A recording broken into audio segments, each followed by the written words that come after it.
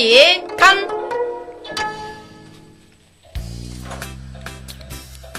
뽀글뽀글 뻐끔뻐끔. 옛날 아주 먼 옛날 이야기예요.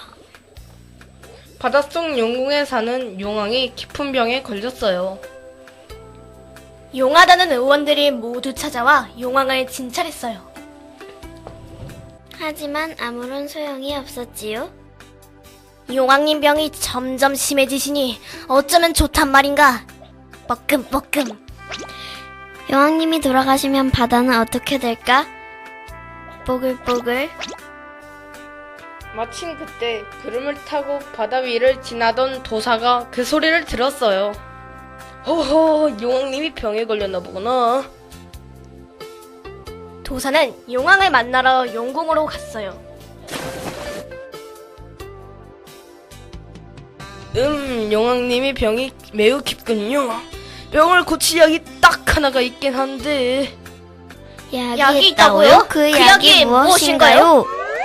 바로 육지에 사는 토끼간이라네. 육지에 사는 토끼라고요? 바닷속 동물들은 토끼를 본 적이 없었어요. 우리가 육지로 가면 토끼를 만나기도 전에 죽을 게 뻔해. 신하들은 모두 뒷걸음질을 쳤어요. 토끼간을 구해오는 이에게는 큰 상을 내리겠노라.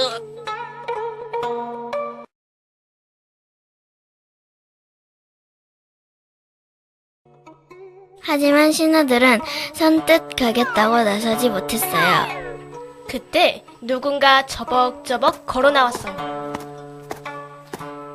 소인이 토끼의 간을 가져오겠습니다. 소인은 산과 바다를 모두 다닐 수 있사옵니다. 그러니 제가 토끼의 간을 가져오겠습니다. 여왕은 매우 기뻐했어요. 도사는 자라에게 토끼 초상화를 그려주었어요. 기다란 토끼의 앞다리는 짧고 뒷다리는 길고 꼬리는 잘록하고 참으로 우습게 생긴 동물이네. 그럴 수밖에요. 바다에는 토끼처럼 생긴 동물이 없었으니까요. 자라는 서둘러 토끼를 찾아 육지로 떠났어요. 육지에 도착한 자라는 토끼 그림을 들고 산으로 갔어요. 그때 무엇인가 폴짝거리며 뛰어왔어요. 저게 혹시 토끼인가? 하지만 그건 토끼가 아니라 개구리였어요. 얼마 뒤 깡충깡충 뛰어가는 동물을 만났어요.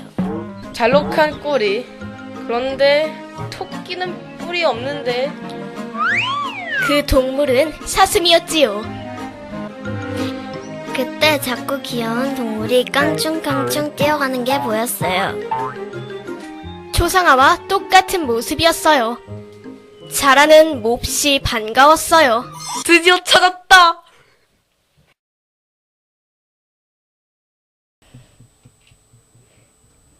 여보시오, 혹시 토 선생이신가요? 맞긴 하오만 뉘신지요? 저는 용궁에서 온 자라 대신입니다.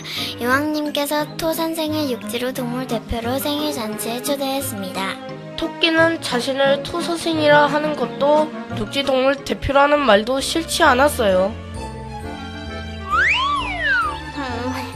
나를요? 하지만 이를 어쩌나. 난 육지에 사는 동물이라 바다에 들어갈 수가 없다오. 토끼가 아쉬워하며 말했어요. 토 선생, 내 등에 타면 되니 걱정 마시오. 용궁에 가면 맛난 음식에 귀한 보물을 받을 것이오. 자라의 말에 토끼는 귀가 솔깃해졌어요. 결국 토끼는 자라를 따라 용궁으로 갔어요.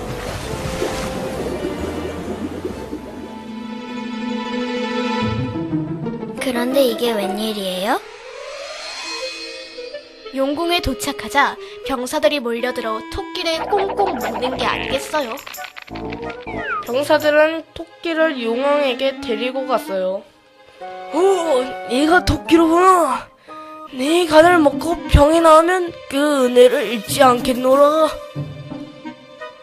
용왕의 말에 토끼는 깜짝 놀랐어요. 뭐라고?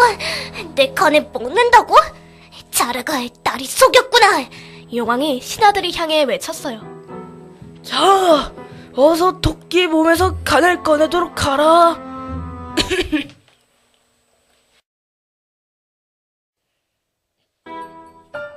용왕님, 소인의 몸에는 지금 간이 없사옵니다.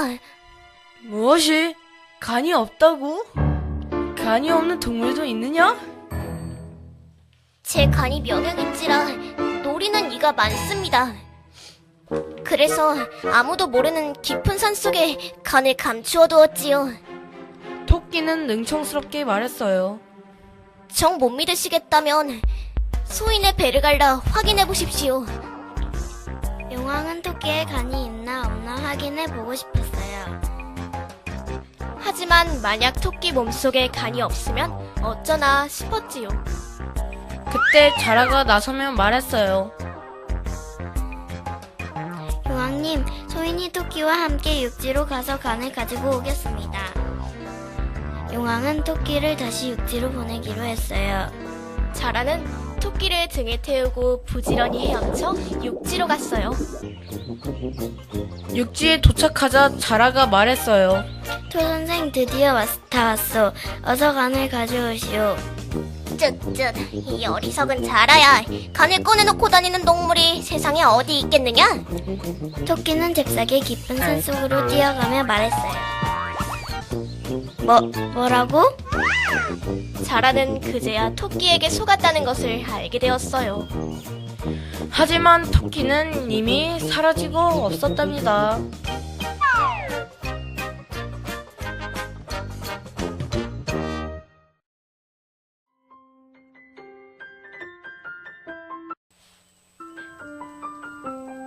안녕하세요.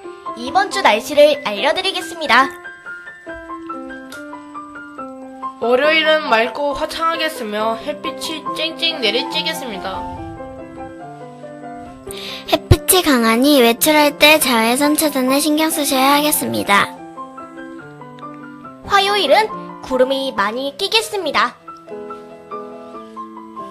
수요일은 북동쪽에서 강한 바람이 불어오겠습니다. 간판 같은 시설물이 날아가지 않도록 잘 관리해야 하겠습니다. 목요일에는 강한 바람과 함께 소나기가 지나는 곳이 많겠습니다. 금요일은 강한 바람과 함께 천둥 번개를 통과한 비가 많이 내리겠습니다. 외출하실 때 꼭 우산을 준비하셔야 하겠습니다. 주말인 토요일은 기온이 많이 떨어집니다. 금요일부터 내리는 비가 눈으로 바뀔 가능성이 큽니다. 어쩌면 올해 첫눈을 보게 될지도 모르겠습니다. 일요일은 눈이 그치고 맑은 하늘을 보실 수 있겠습니다. 다만 영하로 떨어진 기온이 크게 오르지 않아 빙판길을 조심하셔야겠습니다. 지금까지 리보TV에서 한 주간의 날씨를 전해드렸습니다.